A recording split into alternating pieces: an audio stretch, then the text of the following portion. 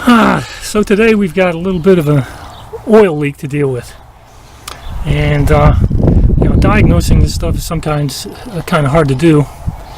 So if you look at my engine here, you're going to see that I've got a little bit of an ooze going right down in here, but I'm looking at that going, that's a tiny bit of ooze. It's not really too bad. But if I look down in here, maybe you can see that shininess. There's a lot of oil sitting down there on that frame unit. And if you look down, let's see if you can actually see it. Of course, this is your manifold right there. It's coming off your 4 cylinders right here. We drop down into here. This is your exhaust gas analyzer probe. And if you run down a little bit further, you get down to this little kind of header piece right down in here.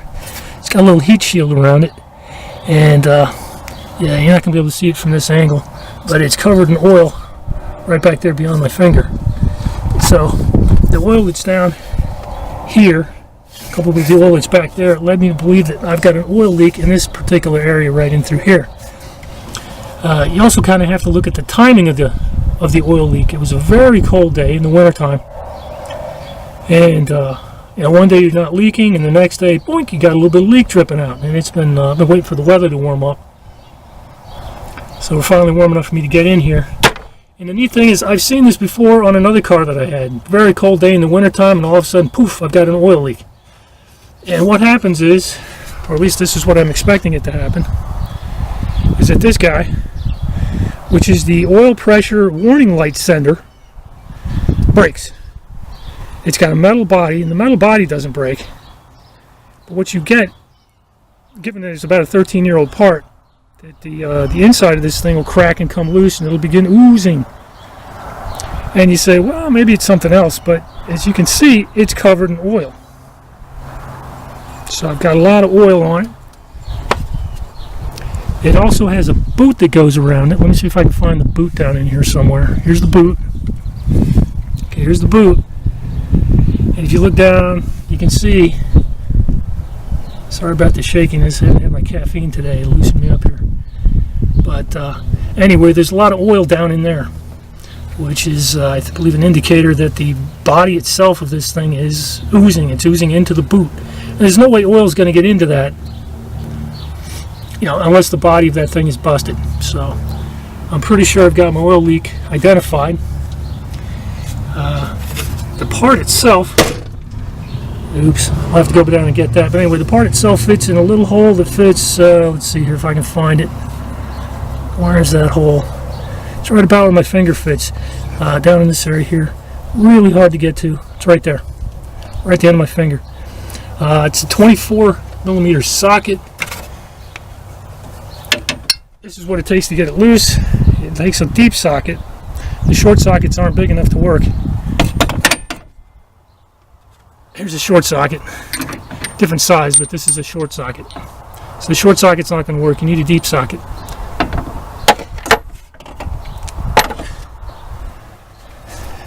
But given the space limitations, you've got to be able to get to that thing and stay in between here and this sensor right here. You've got to be able to get your ratchet in. The ratchet hits this engine mount. So given the angle and the ratcheting issues and the size of the ratchet, given that this is it's a 1/2-inch drive socket, there's no room to get your ratchet down in here. So I ended up using my breaker bar with a 1/2-inch drive, and it's really inconvenient to do that. It took a bit of twisting to get it out, but eventually it popped loose, and so that'll work.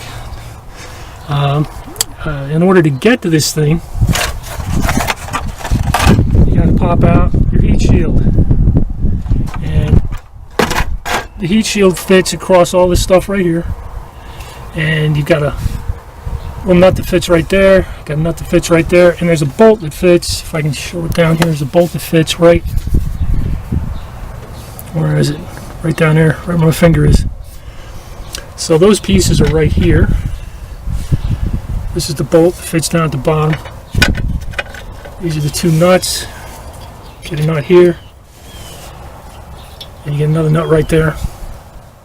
And in order to get the nuts loose, got to get your WD-40 out, You blast this one, you blast that one, put a little bit on the one down there. Give it a good solid 15-20 minutes to soak in. You really don't want to wrench on these things too hard. These bolts, they're the baseline piece right here. Not very large. You can apply enough torque to snap those, and once you snap them, your heat shield's not going to stay on. So be careful with that. Other than that, you've got to get a new part. So there's my new component right there. It's got a little bit of thread lock on it. I was actually going to do some Teflon tape. Got my Teflon tape right there. That's got some kind of a built-in thread sealant on it. Anyway, this little guy was $5 in tax, so hopefully for $5 I'm going to get my oil leak fixed. But you know, this guy's got to drop into that hole. We reattach the electricals, get the heat shield back on. Not too exciting, and I can't do it while holding the camera. So let's see, what else do we need to do? The rest of our inventory of tools that we needed. Of course, you saw the 24mm deep socket. It also required this guy is a 10mm. That's what does these guys right there. So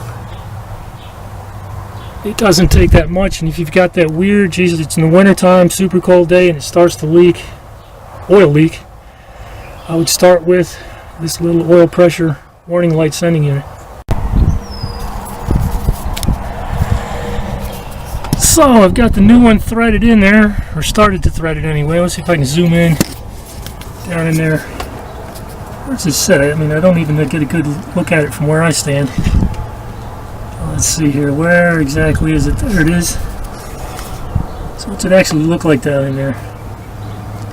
Anyway, gives you some idea of the clearance you've got, the clearance issues. Alright, so I got to tighten that up a little bit more.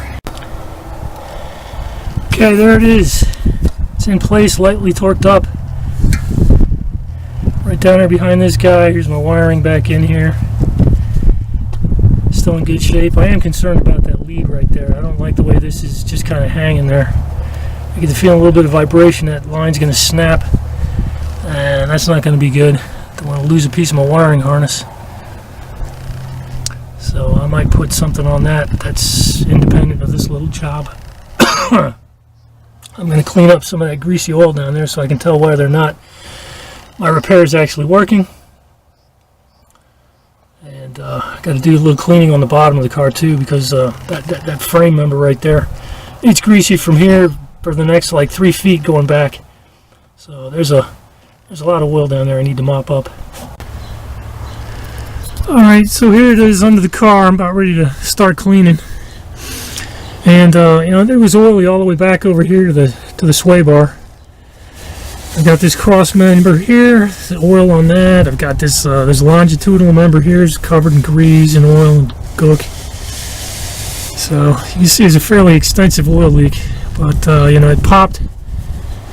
Who knows, 2-3 months ago, it may have been January when it started leaking. Wicked cold. I just wasn't going to work on it. We finally got a decent day here toward the end of April, and I got some time. And, oops, I just lost one of my cleanup rags. It got blown away. Anyway, we're going to clean all this muck up and hopefully take it for a little bit of a drive. And it's going to be oil free when we get back. You know, what a mess. And, alright, and that's one part of it. Let's look at the other part.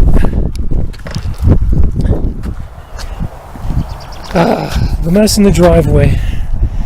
Yeah, I gotta do some work on that too. Anyway, put a little cat litter on that or something. I almost forgot this part. You gotta make sure that your new part actually works, right? Not just that, that it's gonna stop the leak, but that it's electrically it's working and doing what it's supposed to do. So let's crank it up, make sure that oil light turns off. There you go. It works. Okay, so I've been out running around doing chores and stuff for the kids and whatnot for a fairly decent amount of time. And of course up here is where the oil leak used to be, and there's nothing oozing down up here anymore. And I cleaned all this stuff off. Clearly there was some leftover oil, so I've got a little bit of a slick going on back here, but nothing fresh. I'm sure that's leftover oil. This is where the primary oil leak would have been, right up in here. It's all dripping down off of this. So we got that fixed.